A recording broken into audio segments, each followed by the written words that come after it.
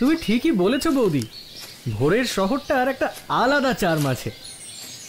এরপরে এই রাস্তাটা যখন ব্যস্ত লোকজন আর গাড়ি ঘোড়ার আর্তনাদে ভরে যাবে, তখন আর এই রূপটা খুঁজেই পাওয়া যাবে না। কিন্তু এই যে শান্তির মুহূর্তটা, এর কোনো তুলনাই হয় না। আর তার সাথে যদি বিমলদার হাতে তৈরি এক কাপ চা খাও না ভাই, তাহলে দেখবে এই শান্তির মুহূর্তটাই স্বর্গীয় হয়ে উঠবে।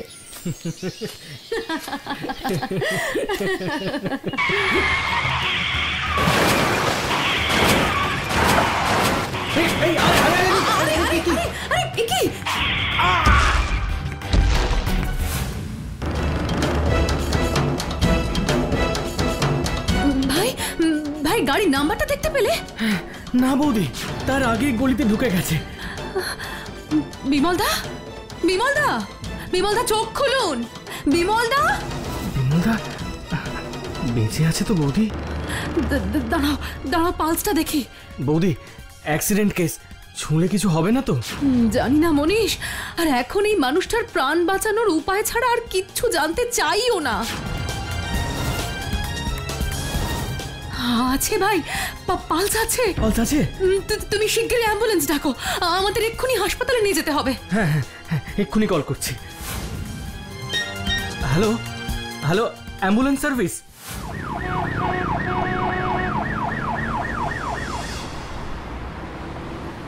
না না ম্যাডাম, অ্যাক্সিডেন্ট কেস তো এভাবে ভর্তি করে নেওয়া যাবে না। ভর্তি নেওয়া যাবে না মানে? আপনি পেশেন্টের অবস্থাটা দেখতে পাচ্ছেন? এক্ষুনি ভর্তি না করলে কিছু একটা অঘটন ঘটে যেতে পারে। আপনারা পেশেন্টের কে হন? আমরা কেউ হই না, কিন্তু এখন এইসব কথার মানেটা কি? ওরে বাবা, তাহলে তো আপনারা পেশেন্টের কোনো ফর্মও ফিল আপ করতে পারবেন না। না না না, পেশেন্টের বাড়ির লোক না এলে আমরা কিচ্ছু করতে পারবো না। এখানে কি হচ্ছে? Any problem sister? দেখুন না স্যার, রোড অ্যাক্সিডেন্টের কেস, এখনো পুলিশ রিপোর্ট করেনি, কিন্তু ট্রিটমেন্টের জন্য ফোর্স করছে। হাসপাতালে এসে পেশেন্টের ট্রিটমেন্টের জন্য ফোর্স করতে হচ্ছে। এর থেকে দুঃখজনক কথা আর কি থাকতে পারে বলতে পারেন? আপনি? আমি মালিনী সেন, এই অ্যাক্সিডেন্টের প্রত্যক্ষদর্শী। মিসেস সেন, আমি আপনার কনসার্নটা বুঝতে পারছি এবং অ্যাজ আ হিউম্যান বিইং আপনার এফোর্টটাকে অ্যাপ্রিশিয়েটও করছি, কিন্তু আপনি বুঝতে পারছেন তো আমাদেরও হাত পা বাঁধা। ডাক্তারের চিকিৎসা করার হাত বাঁধা? তাহলে আর হাসপাতালের ডাক্তারের কাজ কি? এটা পুলিশ কেস মিসেস সেন, আর তারপর যা কন্ডিশন দেখছি তাতে যে কোনো সময় কিছু একটা হয়ে যেতে পারে। আর আপনি সেটা জেনেও দাঁড়িয়ে দাঁড়িয়ে সেই কিছু একটা হয়ে যাওয়ার অপেক্ষা করছেন? চিকিৎসা না করার জন্য মানুষটা যদি মারা যায়, তাহলে কি তার দায়িত্ব আপনি নেবেন? আর চিকিৎসা করতে করতে যদি মারা যান, তখন তার দায়িত্ব কি আপনি নেবেন? নেবেন না তো। ওসব বড় বড় কথা অনেকেই বলতে পারে। আর তাছাড়া পেশেন্টের যা অবস্থা, তাতে এই পেশেন্ট যদি বেঁচেও যায়, তার ট্রিটমেন্টের জন্য প্রচুর টাকার দরকার। পেশেন্টকে দেখে তো মনে হচ্ছে না উনি সেই খরচটা দিতে পারবেন। তাই আপনি সোজাসুজি চিকিৎসা করতে মানা করে দিচ্ছেন। একটা কথা বলি ডক্টর, প্লিজ কিছু মনে করবেন না। আপনি আর যাই হন, একজন ডাক্তার হবার যোগ্য মানুষ নন। মিসেস সেন, আপনি কিন্তু আমায় অপমান করছেন। না, আমি আপনাকে কয়েকটা কথা মনে করিয়ে দিচ্ছি। যখন ডাক্তার হয়েছিলেন তখন একটা শপথ বাক্য পাঠ করেছিলেন, যার মূল বক্তব্য ছিল কোনো রকম ভেদাভেদ না করে মন প্রাণ দিয়ে অসুস্থ মানুষের চিকিৎসা করে তার প্রাণ ফিরিয়ে দেওয়ার চেষ্টা করবেন। কিন্তু এই মুহূর্তে আপনি ঠিক এর উল্টোটা করছেন। একজন সিরিয়াস পেশেন্টের ইকোনমিক্যাল কন্ডিশন জাজ করে তার চিকিৎসা করতে চাইছেন না। আইনের জটিলতার দোহাই দিয়ে নিজের প্রফেশনাল ডিউটি এড়িয়ে যাচ্ছেন। ছেড়ে দাও না বৌদি, আমরা না হয় অন্য কোনো হাসপাতালে যাই। কে বলতে পারে অন্য হাসপাতালে যেতে যেতে এই ভদ্রলোক আর বেঁচে থাকবেন কিনা? উনি যদি সত্যি সত্যি নিজেকে ডাক্তার বলে মনে করেন, তাহলে চিকিৎসা ওঁকেই করতে হবে।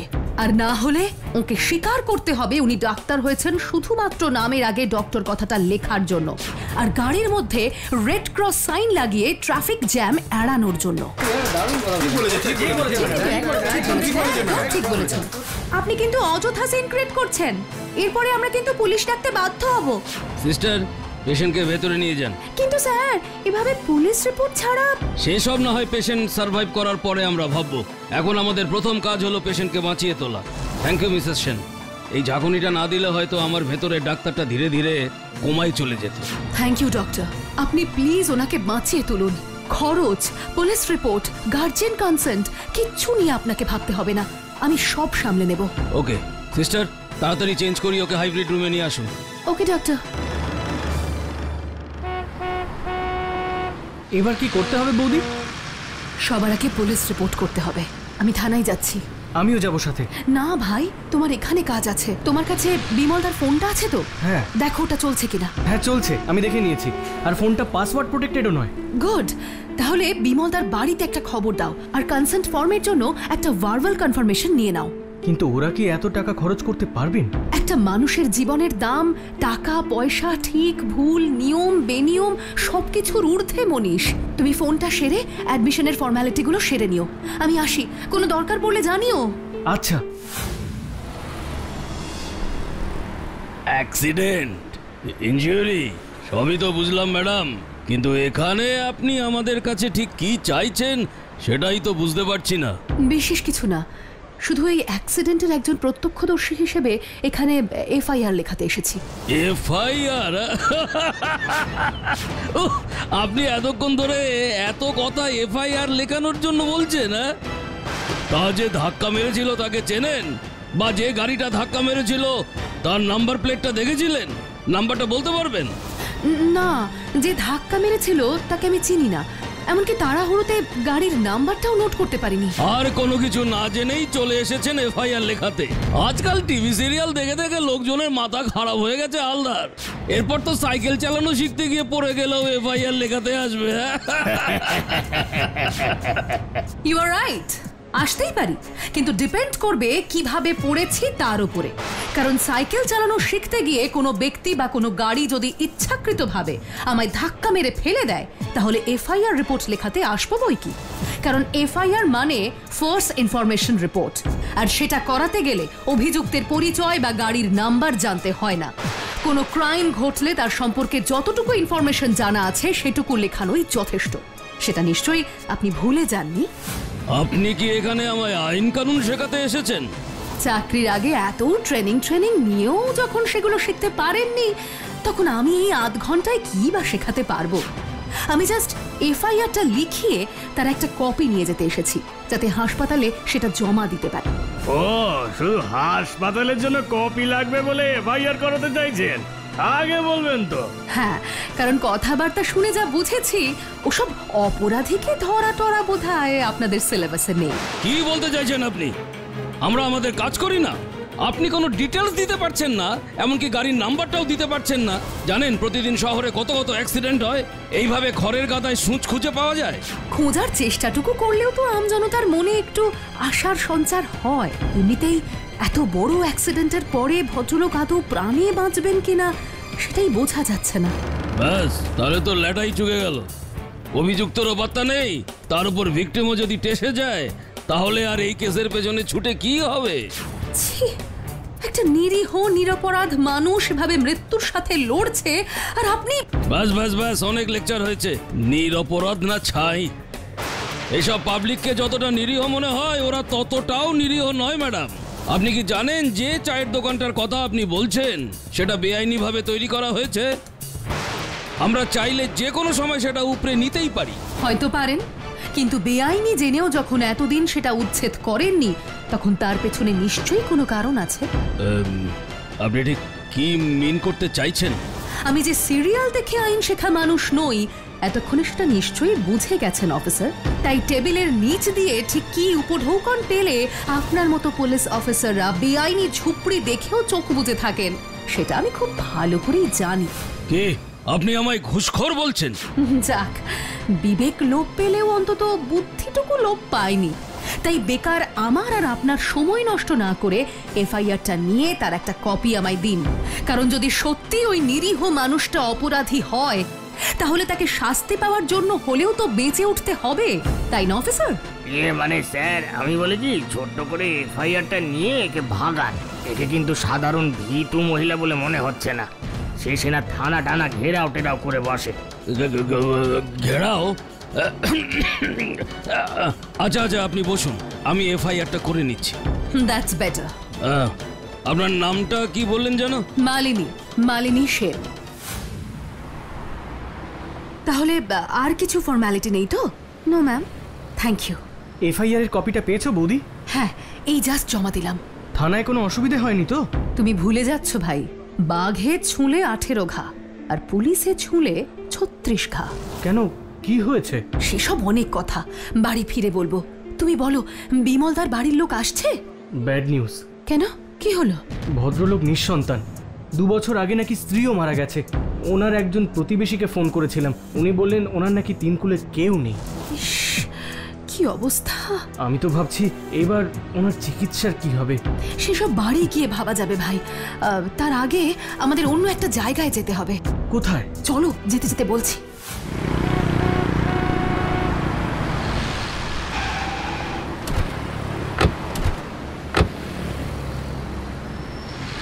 আবার এখানে এলে কেন বৌদি? কিছু ক্লু খোঁজার জন্য। ক্লু? হ্যাঁ ভাই, তুমি তো সবই শুনলে। পুলিশ আমাদের কোনো সাহায্যই করবে না। করবে না বললেই হলো, এটা তো ওদের কাজ, ওরা তো অপরাধী ধরতে বাধ্য। কেউ যদি নিজেদের কাজ না করতে চায় তাহলে জোর করে তাদের দিয়ে কাজ করানো যায় না। উল্টে তারা আমাদের মিথ্যে আশা দিয়ে হাত গুটিয়ে বসে থাকবে। তাই যা করার আমাদেরই করতে হবে। এরকম একটা অন্যায় সচক্ষে দেখে তো আর চুপ করে বসে থাকা যায় না। কিন্তু আমরা কি করব বৌদি? আমরা তো গাড়ির মডেলটা ছাড়া আর কিচ্ছু জানি না। তাও একটু খুঁজে দেখি, যদি অ্যাক্সিডেন্টের জারকে গাড়ি থেকে কোনো কিছু খুলে পড়ে গিয়ে থাকে, কোনো আইডেন্টিটি পাওয়া যায়। ঠিক আছে।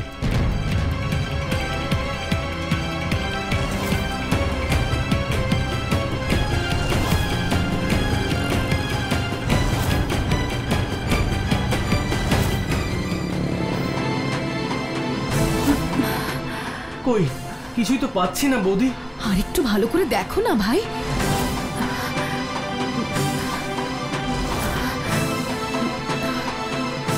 মনীষ, কিছু পেলে বৌদি? ওই দেখো, সিসিটিভি। এটা তো যেভাবে তাক করা তাতে গাড়িটাকে স্পষ্টভাবে দেখতে পাওয়ার কথা। আমাদের পেছন দিকে ছিল বলে সকালে আমরা লক্ষ্য করিনি। তাহলে তো কেস সলভ বৌদি।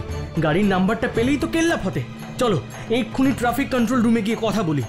দাঁড়াও মনীষ, এভাবে ট্রাফিক কন্ট্রোল রুমে গিয়ে হাজির হলে ওরা মোটেই আমাদের এন্টারটেইন করবে না। এসব তথ্য ওরা সিভিলিয়ানদের সাথে শেয়ার করে না। তাহলে উপায়? পুলিশ। কিন্তু তুমিই তো বললে যে পুলিশ হেল্প করবে না।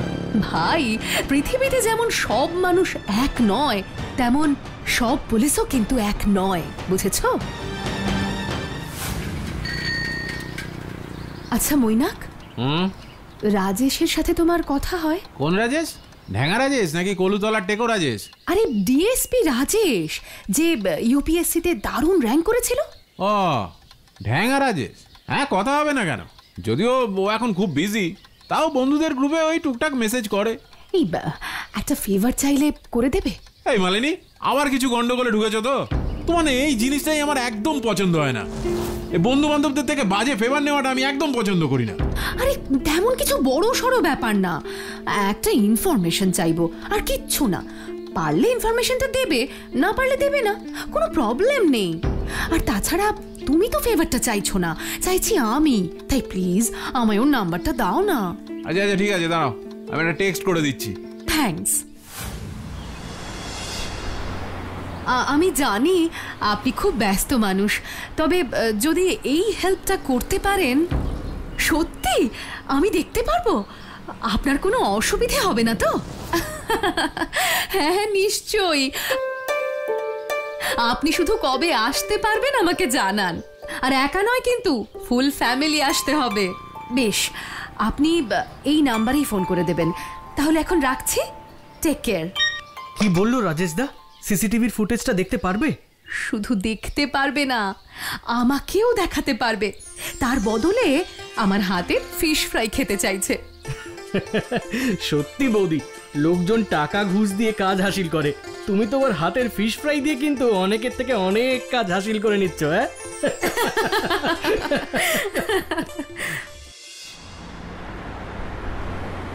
উফ, কি নৃশংস মানুষ। থ্যাংক ইউ রাজেশ দা, কিন্তু আপনি কেন শুধু শুধু এতটা এলেন? আমাকে ডেকে পাঠালেই তো পারতেন, আমি আপনার অফিসে চলে যেতে পারতাম। আসলে এই কাজটা তো অফিসিয়ালি করিনি, তাই আপনাকে অফিসে ডাকিনি বৌদি। আর ঠিক এই কারণেই এই ফুটেজটাও আপনাকে দিতে পারবো না। দিতে পারবেন না?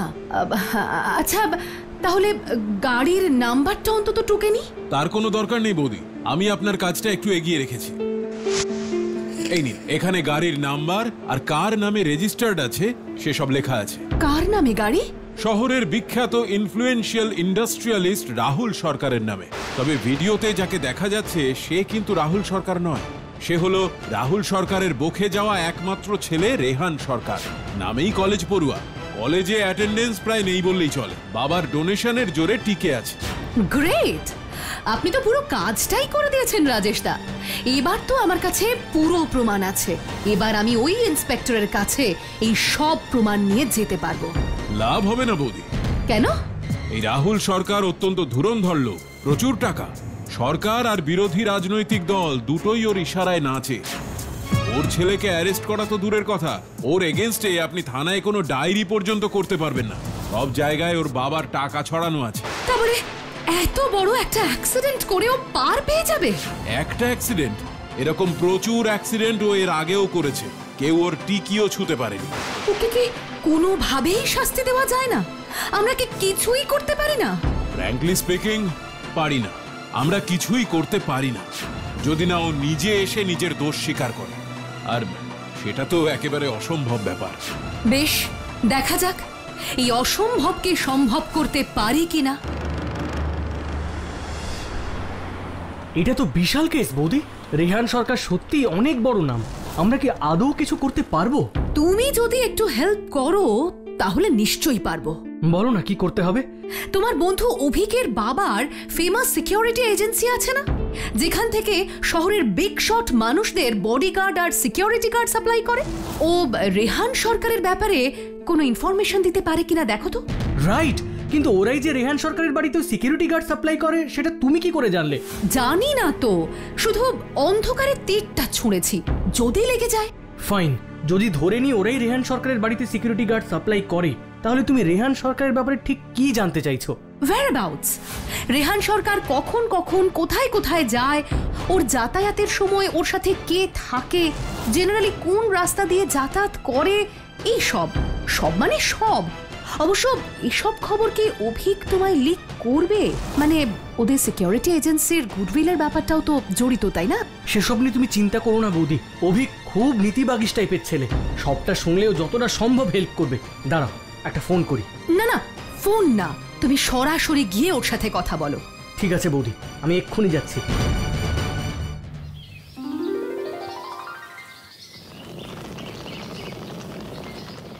বৌদি, অভিক ফোন করেছিল। হ্যাঁ হ্যাঁ, কি বললো? ওদের এজেন্সি সরকার বাড়িতে সিকিউরিটি সাপ্লাই করে, আর বেস্ট পার্ট হলো সরকার বাড়ির সিকিউরিটি গার্ডও নাকি রেহান সরকারের উপরে বেজায় চটে আছে। সব কথা শুনে উনিও আমাদের হেল্প করবেন বলেছেন। এটা তো দারুণ খবর। তা রেহান সরকারের রুটিনটা কি শুনি? কলেজ টলেজের বালাই নেই, সারাদিন ঘোরাঘুরি, মুভি, কফি শপ এসবই চলে। সপ্তাহে 3 থেকে 4 দিন লেট নাইট পার্টি করে, আর বাড়িতে বাবা না থাকলে তো রোজ পার্টি করে। আজও নাকি রাতে পার্টি আছে। গ্রেট। আর ওর প্রেফারেবল রুট? ওই বিমলদার চায়ের দোকানের সামনের রাস্তা। আর সবচেয়ে অবাক কাণ্ড কি জানো, এত বড় অ্যাক্সিডেন্টের পরেও ওই সেম রুটেই ও যাতায়াত করছে। কি কনফিডেন্স একবার ভাবো। কনফিডেন্স নয়, এটাকে বলে ওভার কনফিডেন্স।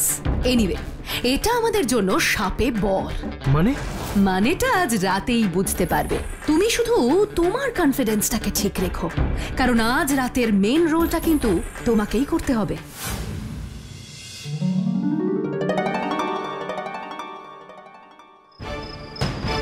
তুমি রাস্তার মাঝখানে পেরেকগুলো ছড়িয়ে রেখেছো তো? হ্যাঁ রেখেছি, আর ঠিক এখানে এসে রেহানের গাড়ির টায়ারটা পাংচার হবে সেটাও বুঝতে পারলাম। কিন্তু আমি এটা বুঝতে পারছি না, আমি বিমলদার ভূত সেজে গেলে ও কেন বিশ্বাস করবে?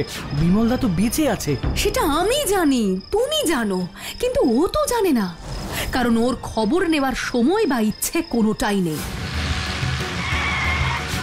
ওই যে আসছে।